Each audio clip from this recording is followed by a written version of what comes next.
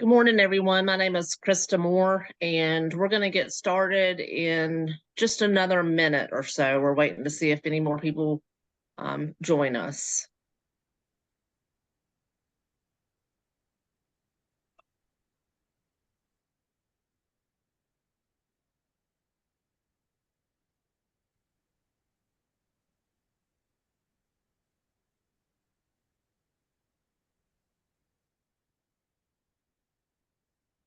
Okay, I have 10:01 as the time. Once again, my name is Krista. I'm with Partners. Welcome everyone to March's Community Cafe meeting that is on the Partners, the IDD waiver.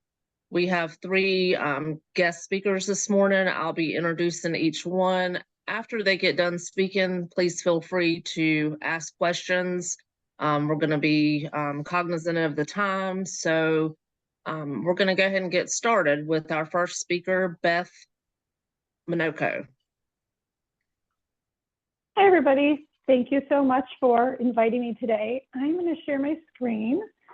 And today am going to talk about a real quick overview of the Registry of Unmet Needs, how to get on the registry, which is the first step to getting to the package of innovation waiver services. So let me see if I can get this to do slideshow presentation. There we go. Okay. So the Registry of Unmet Needs is the first step that you take in order to get a member who is interested in innovation services going in on the waiting list. So before I start the actual presentation, I'll just a couple of things. So Innovations is a package of services available to members who have intellectual and developmental disabilities. Unfortunately, this package of services isn't funded well enough to be able to get everybody who needs those services the whole package of services. So that is why there is a Registry of Unmet Needs or a waiting list. There are services available for folks, though, while you're waiting, and those, just to touch quickly on that, there's 1915I services, which, or B3 was the prior group of services that were similar. And those are also services available in the community and in the home. There's some in lieu of services, and long-term community supports is one of those services that does offer some meaningful day and residential options for people. And also RBBHT, which is research-based behavioral health treatment, that typically is used with members who have an autism spectrum diagnosis, and it's similar to like an ABA, applied behavior analysis, if you're familiar with that. And then there are also some limited state-funded services. So those few that I mentioned just before were all for folks who do have Medicaid.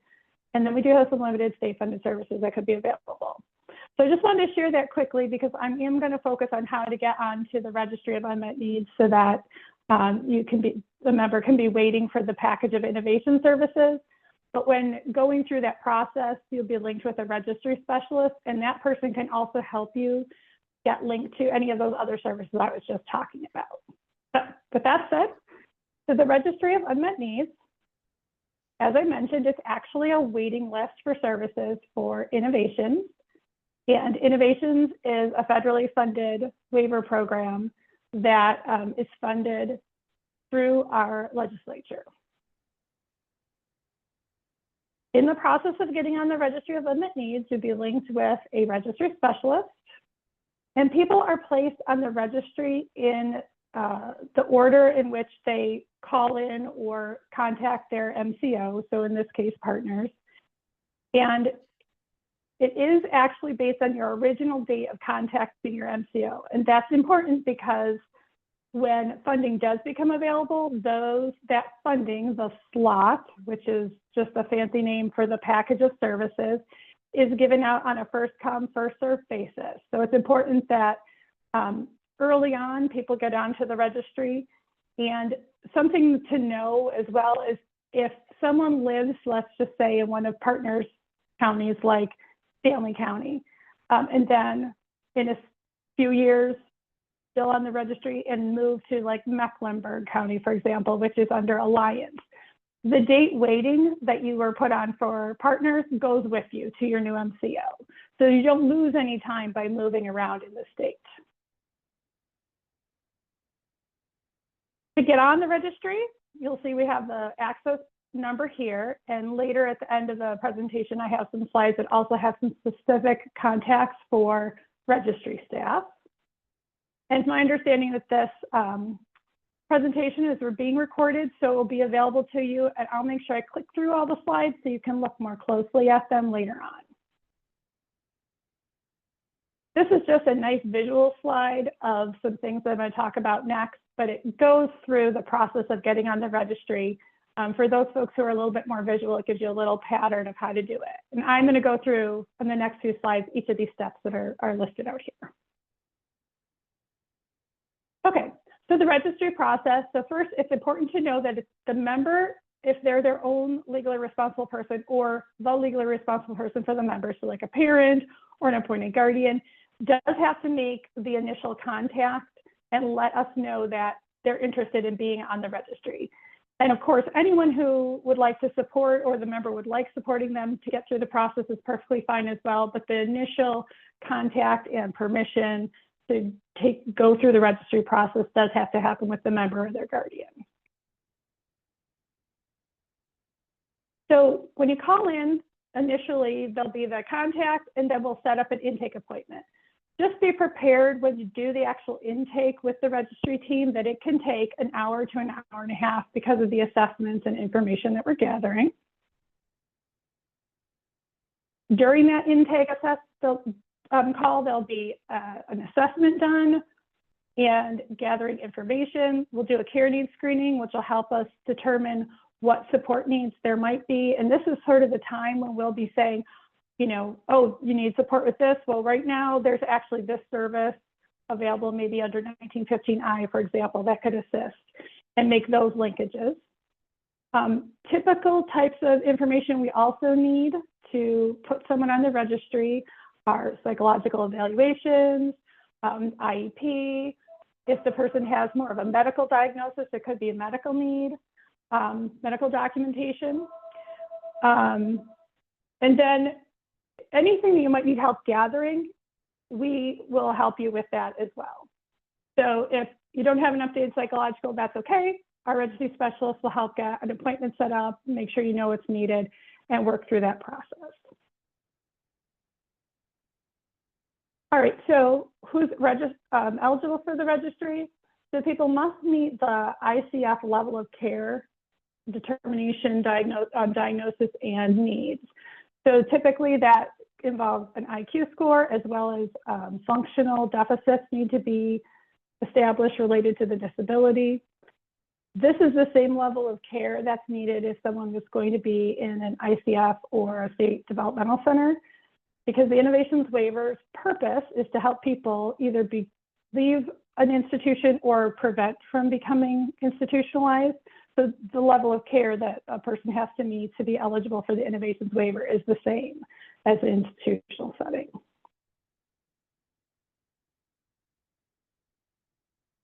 So as I mentioned in the beginning, there is just a limited number of slots available each year to each MCO. Some of the ways we get slots made available are if people leave the slot that they were in. So if someone's in a slot this waiver year receiving innovation services, and for some reason they leave that slot, they move out of state, they pass away, maybe they don't need services anymore, or maybe they go to a higher level of care, then their slot becomes available and we can offer it to the next person waiting on the waiting list. So that's one way we receive slots. And then each year, the state tells us a specific number of what we call reserved capacity slots that can be made available. And these are special category slots. And they're listed here. Each has their own specific criteria. Emergency slots are for people who are in risk of involvement with DSS, such as adult protective services or child protective services, and at risk of other service needs, and there's no other available options for them. So those are people at high risk.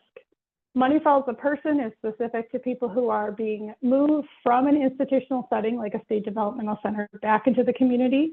So there's some special steps and slots set aside for those folks. People who are transitioning from CAP-C. CAP-C is a waiver for children, and that only goes up to age 20. So when they are about to age out of those slots that they have for CAP-C, we can make some available for innovations. And military transfers, those are for people who are moving from other states, and they are in a waiver in their other state, but they've moved to North Carolina because their family is in the military and it was a military transfer. The state can make us some slots available for those folks too. Those slots are very limited. I mean, just to give you an example, CAP-C, we had 2 CAP-C slots given to us. So it's not like you get tons of slots. These are just special categories, though, that are set aside.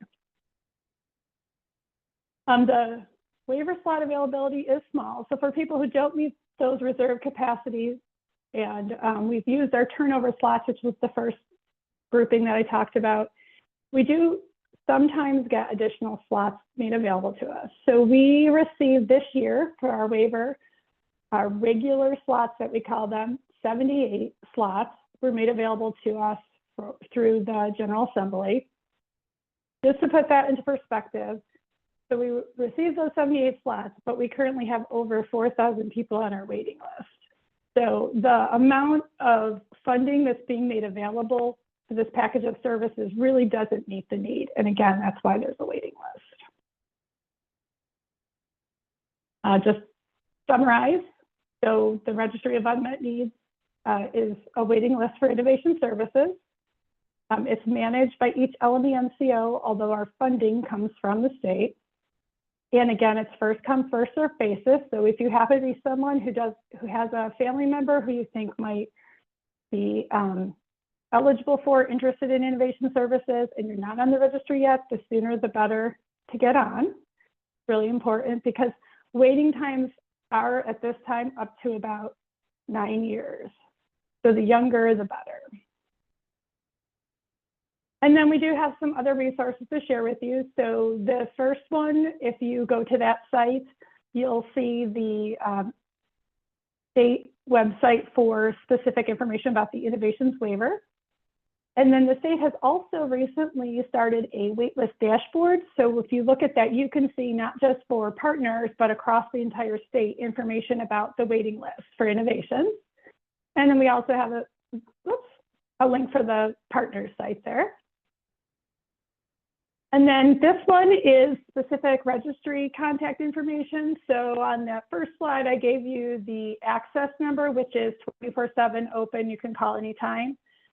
Here, if you want to just specifically contact the registry staff directly, we have an email address as well as a phone number, but that phone is only manned from 8 to 5. You could always leave a message, but you won't get a live person outside of those timeframes.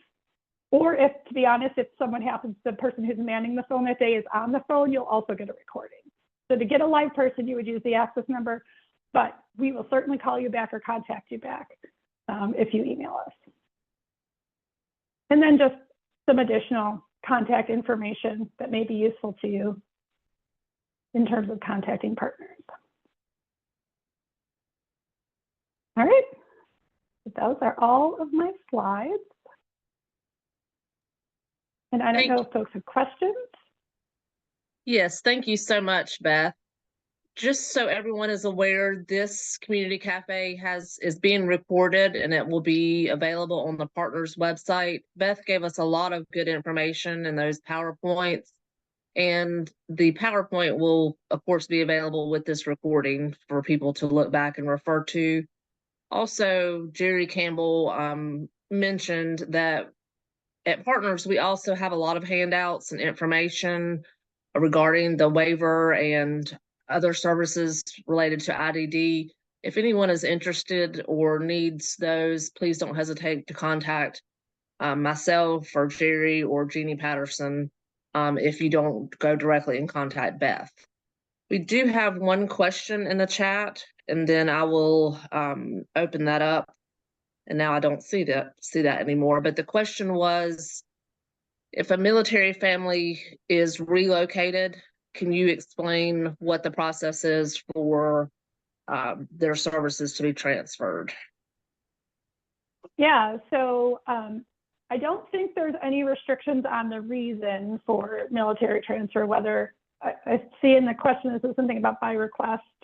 As far as I know, if it's a military transfer and the person was already receiving similar waiver or HCBS services in the state that they're in, then the process would be to contact the local management entity, our MCO, that is for whatever county the person's moved into, and then that MCO, and in this case partners, would contact the state to say we have somebody who's in need of a military transfer slot, and then the state will let us know if one's available or not.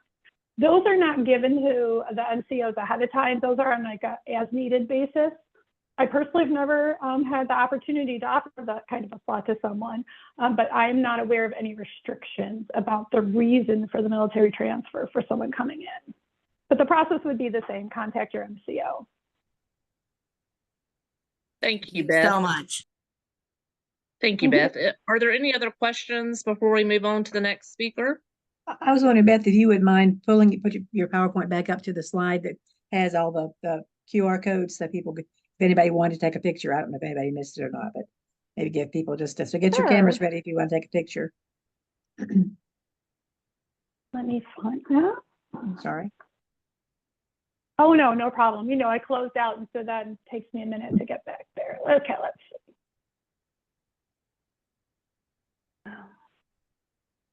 see. Sorry, can you see that? Yes, Not thank going you. to the slide for me. Okay.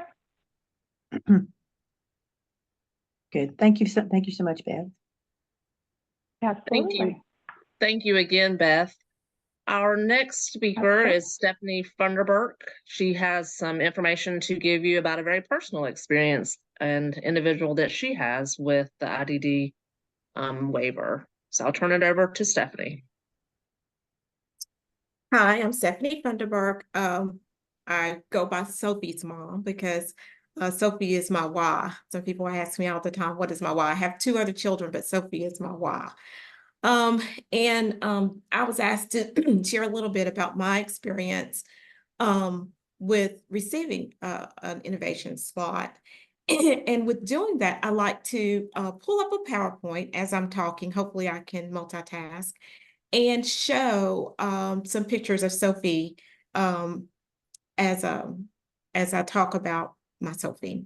So, and our experience. Sophie was born January 2nd, 2001. She was diagnosed with Down syndrome while I was pregnant with her. And of course it's not going to be there. So these are some pictures at the beginning. She was my surprise baby. I will say that. So we spent the first, she was with Down syndrome. She also was diagnosed with a heart defect, 2 actually. And so the first 2 years of her life, we spent in and out of hospitals until she completed her heart surgeries.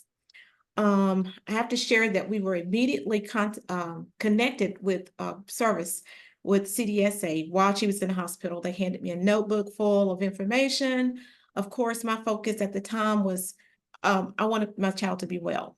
You know, I was more concerned about the heart surgeries than I was about Down syndrome. And I paused because we recognize Sophie as Sophie, not as Sophie with Down syndrome. We sometimes, as a family, forget she even has Down syndrome because Sophie is so vibrant. And even the gaps did not start to show with Sophie until 3rd grade. However, I was already, the CDSA worker came in and she had already connected us with services. Sophie had play therapy, physical therapy, speech therapy. And I was kind of wondering, why is this small child needing speech therapy? But, you know, they explained the services and we worked towards that. And so we just was focusing on those things. And then I guess around 2007, Sophie was asked no, they asked me to sign up. One of the things I have to tell the care coordinator, that was working with us, she was on Johnny on the spot. It was like she knew that I needed checklists and things to do, and she hit those for me. And one of them was to immediately sign up for what was called the CAP innovation slots. So I did what she told me to do. And in March of 2013, Sophie was offered a slot. But at the time, like I said, her developmental, we were very strategic about teaching Sophie. She excelled in kindergarten, first, second grade. It was third grade is when the gaps started to happen. And you can tell developmentally, she wasn't prepared for that. And so at that time, she didn't need any services. We had been very creative. She was still doing services with the CDSA. It's when she started school is when she lost some of those things. You know, you age out of some of those things in school. School's rules are different. And so she continued with a little bit of speech therapy within the school, but she had occupational therapy as well. She lost a lot of those things because she was able to carry on. We taught her how to do all the things that, you know, she needed to do. Then whenever she was, I guess last year,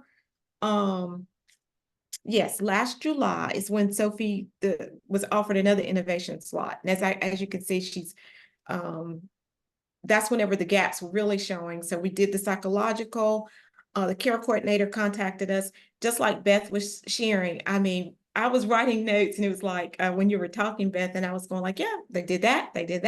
That's what and these are the stages that happen. The thing that I was concerned with, or what concerned me was, I was going like, oh my goodness. I thought July, I was offered the slot and July 30th, she'd have everything in place. No, it is a process. So I want people to understand that it's not magic and doesn't happen quickly as you would think. We did have to go through the psychological, make sure the requirements for eligibility. We pulled out up her IEP. We got members of the community, her teacher, family, to come together and kind of give input. We got connected to a service. We were offered, I was given a list of service providers, and I went through the list and actually, okay, I interviewed some, yes, I did, just to see what's a good match. And I would have to say, even now, it's funny because the care coordinator with the service provider called me this morning to check in on me again, just to make sure things are going smoothly. What can we do? How can, what changes can we make? So that part has been a good experience for us. I do say, I'm not going to say the whole process was. Some things we're still ironing out. There are other systems involved. And so we have to, work with other systems and make sure that's where my hiccups came. With some of the other systems and making sure I submitted the paperwork and got things in on time. And if there was a hiccup, why, and I think it's great that I, as you can see, work for partners, but I still struggled with some of the areas and was glad to have a care coordinator to help me. It's funny because I'm thinking about Sophie will be 18 next year, and guardianship, I've already called and got connected. I asked questions and my care coordinator, well, it's early, but if you want to talk to somebody, here's somebody to talk to. And the person that's over the guardianship reached out to me again this morning. Did you get the paperwork, or have you started the process? She's given me guidelines or deadlines to whenever to get those papers in and start that conversation. This was all new to me. Had two typical kids, right? So that is what I needed as a parent, is someone to kind of guide me, help me kind of figure the process out. Like I said, I work with partners, but it's not my department. I'm in the training department. So that is totally different. So even when as my co-workers, because they are, come to talk to me, they talk to me as Stephanie the parent, not Stephanie person who works at Partners. And so they treat me that way, and they give me the information I need, as whenever I ask. In her plan now, Sophie, the skills that we're particularly working on is independent living skills, because just like my other two, I want them up and out of my house. I want Sophie up and out of my house. I want her to learn skills that she can be independent and do things for herself. So we have people coming in to assist her with that and do things that she loves to do. And as some of the slides are showing, Sophie is involved here in Special Olympics. Oh, she learned the Special Olympics and she loves it. We do cheerleading, she does bocce. She's learning new sports, because I'd never heard of bocce till Special Olympics. She does tennis, she does swimming. She just participates in a lot of activities with Special Olympics, but she also does things with her typical peers would do. This is the picture's up now. We were on a cruise and she loves sushi, right? And so we went to sushi making class. So she's like, she's only thing is that she may learn things a little slower than others, but she wants to do everything that everybody else does. And I think here's her with tennis. I think the only thing that what the waiver is allowing us is that independence. I realize, my husband realized, we're not going to always be there for her. So if we can get supports in place for her now, that will help her later in life. So that's our number one goal. And so far, everything has been, we've had our challenges, but everything has been going smoothly. Even now, like I said, even with the service provider checking in on us, making sure we have everything that she wants. She does dance. She does with her typical peers, not Special Olympics with that. So, skiing, she tried that out this year. That was another sport. So, and Sophie is one, she'll try it all once, and she'll let us know for sure if it's something that she is really interested in doing. Just a couple more pictures of her and all her medals. That one picture shows that she loves receiving medals. And like I said, she loves her family. And our favorite place to be is near Disney. She wants to go back. And so we want to go to all the Disneys in the world. So that's a little bit about the waiver. If you have any questions, I can try to answer them. Like I said, I'm still kind of new to the process. We received our slot in July, and January is when her actual services begin. So, yeah, that's Sophie. Any questions?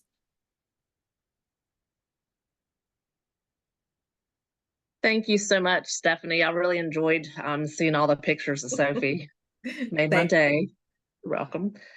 Our next speaker is Dan Wellman, and he is going to be given some information regarding employment and the IDD.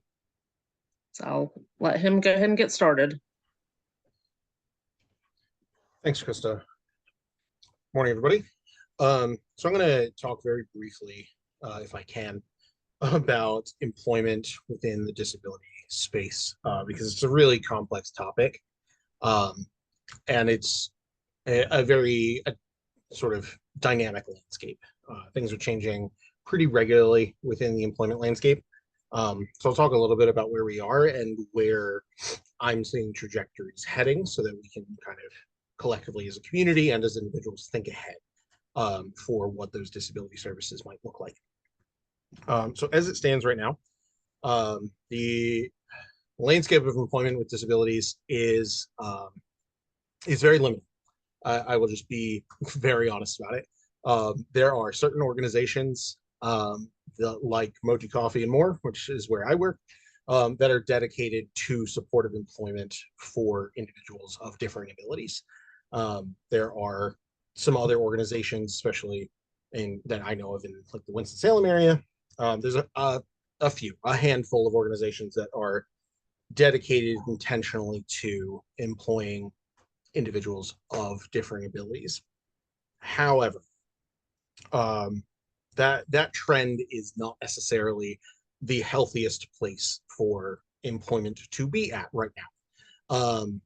It's not totally different from the way that employment was handled in like the 70s and 80s, where there were just kind of warehouses and factories that were segregated workplaces for individuals with disabilities. And that's not particularly enriching, it's not particularly meaningful, and it doesn't provide a lot of dignity or opportunity for skill development.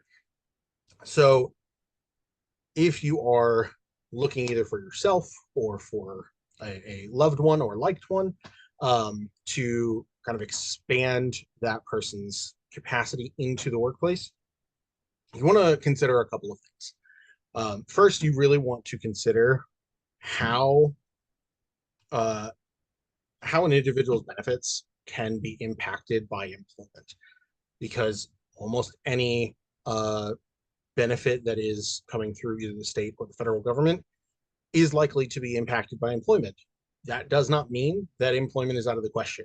It's just important to know how that is going to be impacted. You can find a professional who can do some disability benefits counseling.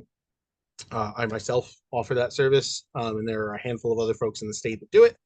I wouldn't recommend talking to the Social Security Administration. You will get very, very bad advice on how those benefits are impacted by employment. So I would really look to someone who specializes in disability benefits counseling to get that information. But aside from preparing yourself with that information, once you have an idea of whether or not employment is a good idea for you or your liked one, then you want to look to where can you find employment and what opportunities are available in your landscape.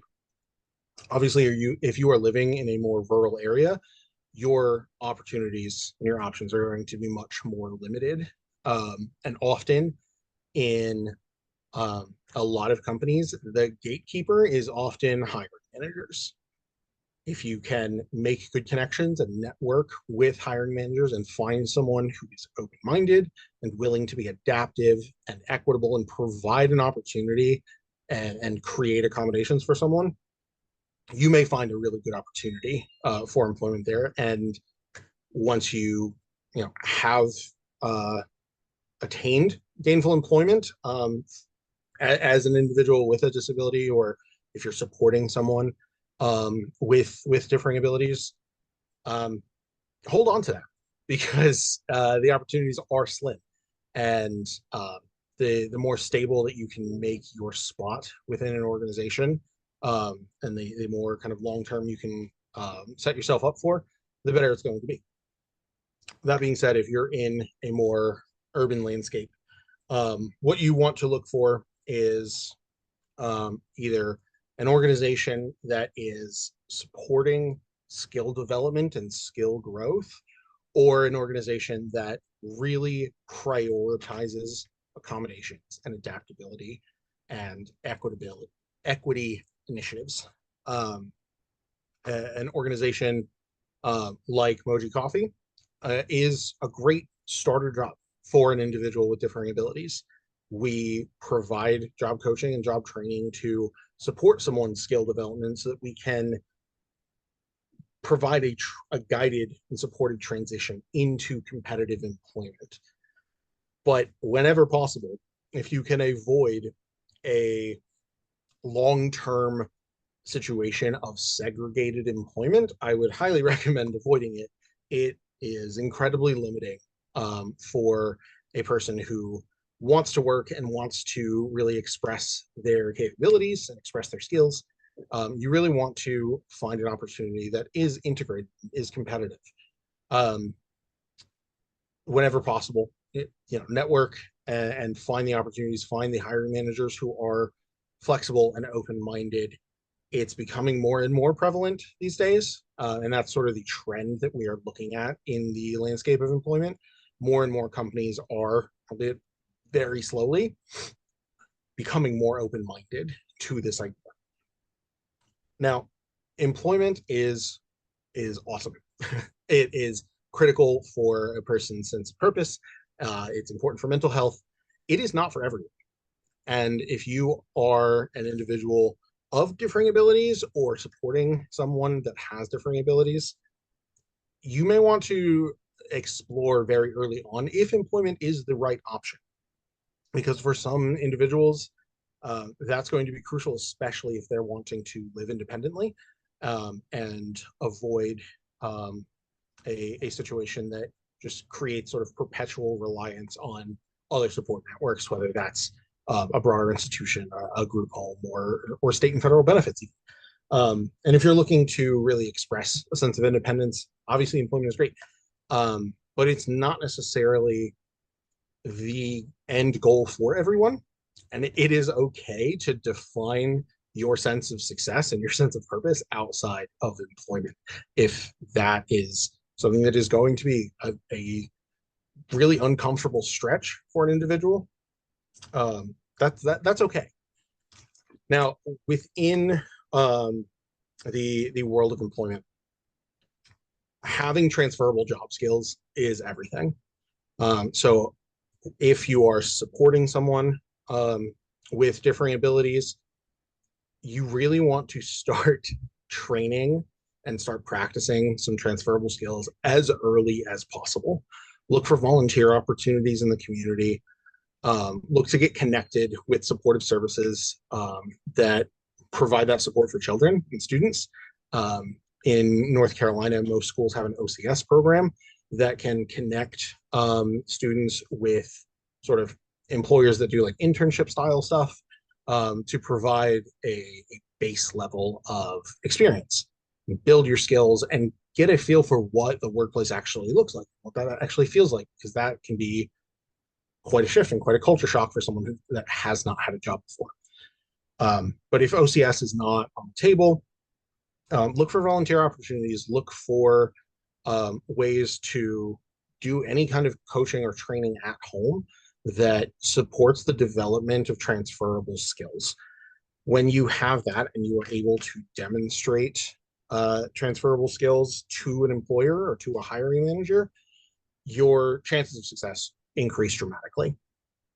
A couple of other things that I am often sort of referring and coaching to parents or other service providers is to think creatively about the way that we as individuals are engaging with the workplace.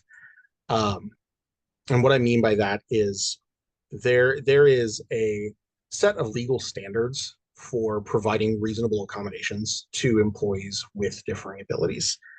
That set of standards is an embarrassing bare minimum that is not going to provide any kind of long-term or realistic support for an individual unless their diagnosis is fairly minor and their barriers are fairly low and fairly unimpactful. But if you are looking at a more moderate to severe diagnosis and more profound barriers, the bare minimum standard that's currently set in law for employers to provide accommodations is just embarrassing. And it's not going to cover the level of support that you're looking for. So think creatively. I was recently working with someone who is looking to support an individual who's 19, has not worked a job before, to find employment opportunities. And the individual has a near total verbal communication barrier. And so what we kind of developed was creating effectively a video resume that where this individual was videoed demonstrating their skill set. And they can mop and sweep and vacuum and wash dishes, and they can follow instructions both verbally and written, and demonstrating that because a lot of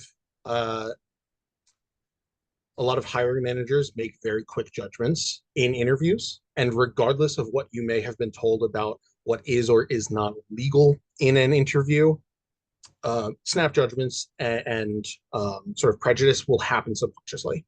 It does, and that is a fact of the landscape that we have to grapple with.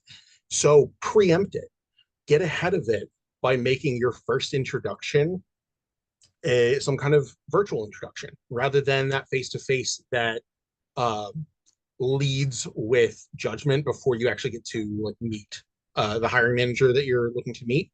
So you can prepare either a letter or an email that explains your skills, your capacity, and the supports that you need. You can prepare a video resume so you can demonstrate your skills. The more legwork that we as individuals and advocates do ahead of time to get in front of the barriers to employment that are currently in place because of just quick judgments and prejudice in the workplace, the more you can do to get ahead of that and preempt that, the greater your chances for success are. And if you can demonstrate that you as either an advocate or you as an individual know what kind of accommodations you need, and you can not just ask for an accommodation, but to say to a employer or a potential employer, I face X barrier and I would benefit from X accommodation. If you come to employers with solutions that you know work for you, it takes the burden of thought off of an employer, which shouldn't be a burden, but it is. It is. The employers are not right now doing the creative thinking, and maybe in 10 years' time, we'll be seeing a different landscape. But for right now, the best advice that I can give to anyone looking to really creatively enter the workspace as an individual with differing abilities or an advocate supporting someone with differing abilities, think ahead and preempt some of the barriers that you face before you can even get a job offer. Preempt those ahead of time. Think creatively so that you can present who you are and what you can do before those judgments happen. You can really highlight the ability in disability so that the employers aren't faced with a sense of uncertainty that currently exists in the hiring space. I could talk all day in circles about all kinds of this stuff, but I want to try to keep it brief. So does anybody have any questions? I'm going to reel it back.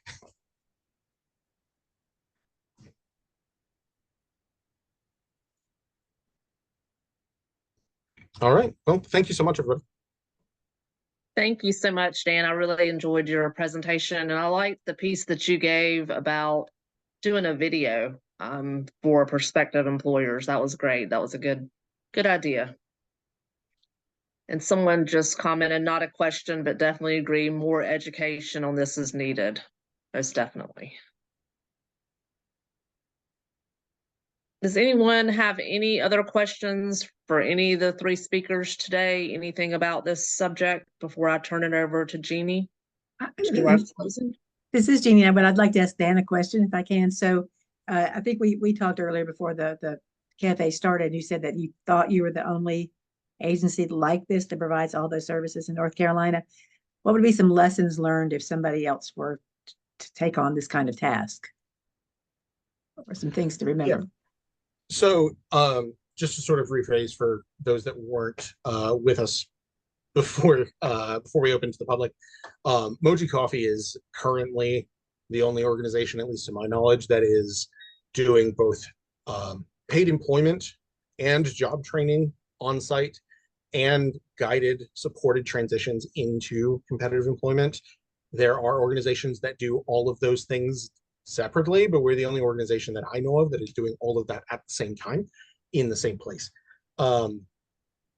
For organizations that are looking to engage in that, I do offer all kinds of support and trainings and guidance to organizations to help build your DEI initiatives or help you kind of come up with accommodations for the workplace. So for employers, I'm happy to help. I like to be a resource for you. For individuals, connect early with as many resources as possible that you have available to you. So try to get engaged with volunteer opportunities, network with organizations in your community that you know have a good track record of working with individuals with different abilities, whether they are service providers or employers. Get in touch with vocational rehab as early as you can. Similar to the waiver that we talked about earlier, the wait list for VR can be kind of excruciating, not 9 years excruciating, but it's still pretty rough. So try to get in contact with VR as early as you can so that they can provide some support and some guidance. You can often get in touch with a job coach, either through vocational rehab or through other organizations that provide job coaching. And that is a great place to start. But the number one thing that I would kind of add to that as a caveat is that when you are able to get your liked one into a job coaching environment or a volunteer environment, that's not the end of the line. That is your starting place. That is your baseline, and then there's a lot of work to do to make sure that the individual's growth continues to develop in a way that makes sense for them. Great. Thank you, Dan. Dan, can I ask a question? I'm sorry. This is Johanna. Is it okay that I ask a question? Of Um, course.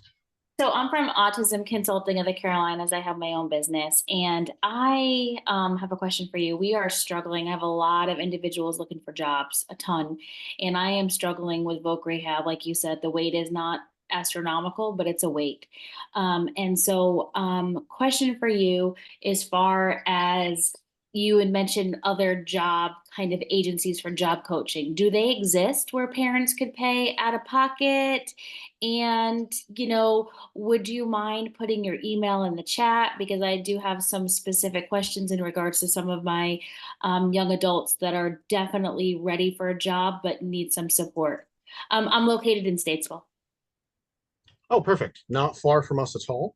I'd be happy to. I just dropped my email in the chat for anyone who has further questions. I'm happy to be a resource for the community. In terms of other organizations, a lot of job coaching organizations are contracted through voc rehab. So there's a connection there. That doesn't mean it's the only avenue in. For example, in Winston-Salem, we've got the Enrichment Center. I don't know the reach of the Enrichment Center, so some of you guys might be familiar with them. I don't know how far they reach. But the Enrichment Center provides job coaching support through voc rehab, but also just through their own organization. And I know that Partners actually has a history of working with some of the job coaches at the Enrichment Center and providing that resource in certain people's care plans. So that's one example. There are some private organizations sort of spread out throughout the state, but I don't know like a lot of them off the top of my head.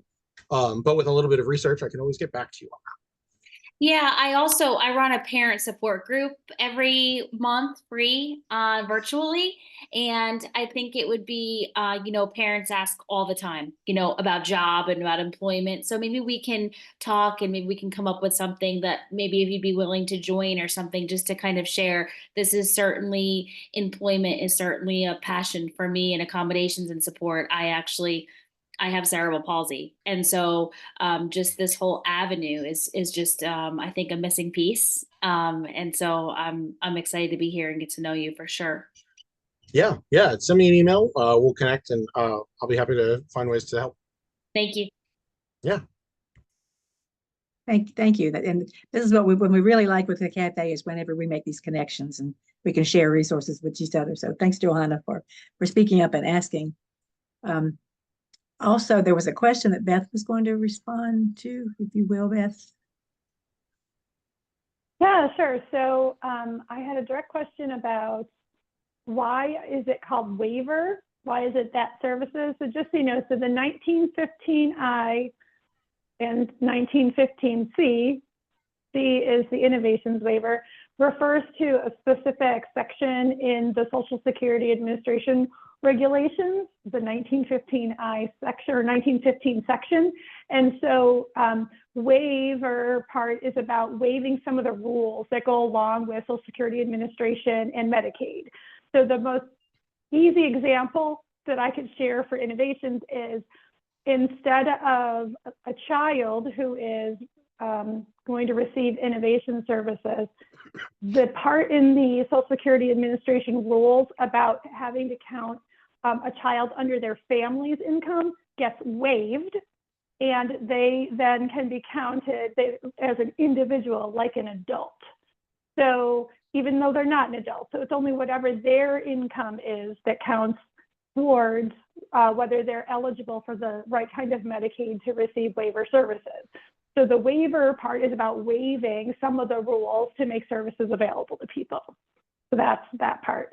And then I was asked if I could just show the slide with the roadmap again, I can go ahead and do that. So it can be up there for a minute if people want to take a look at that one again.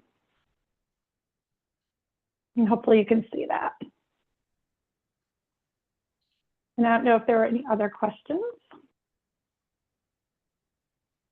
Anybody else have any questions about the roadmap? I don't have any questions. I did want to make a comment that if there's anyone on here that has a group that is interested in getting some of the brochures for the roadmap, if you'll email myself or one of the community engagement specialists or member engagement specialists, we can actually have those drop shipped to your location to distribute. Those are wonderful for the EC teachers or for Goodwill or any group that supports persons that need to be connected to the registry of unmet needs, which is so critical for support. Also, if there are groups, whether it's groups of parents or work staff that touch people with intellectual and developmental disabilities that need someone to come and speak about the registry of unmet needs, we are more than willing to have either member engagement or community engagement or a hybrid to come and speak with you and work on that and present to your group. We'd love to start having this message sent to early childhood, Smart Start, and those groups. But whatever age group you've got, if you've got need, please reach out to us and let us know.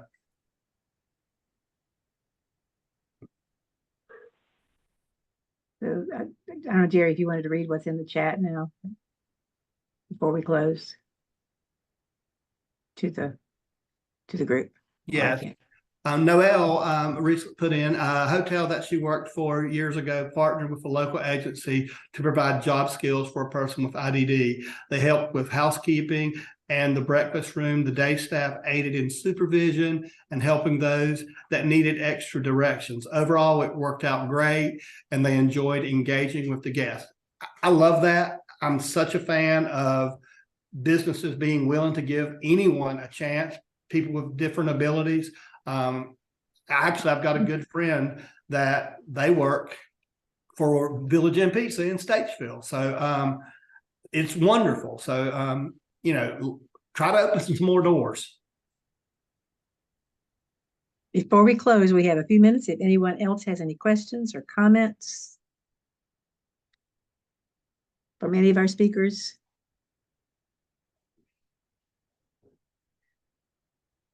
If not, thank you so much to our speakers for being here, sharing your time and sharing your experiences and all your expertise. And thank you to all of you who attended today and again for giving up your time to be here for this really important topic. As a reminder, this will be posted on the partners website, the recording of today's session. So if you want to direct someone else to hear what you heard today, or if you want to watch it again, you're welcome to do that. Our next cafe for April, I believe the date is the 22nd, if I'm not mistaken. The topic will be alcohol awareness and looking at prevention, treatment, and recovery. Again, thanks so much for everyone and have a good rest of your week and a good holiday.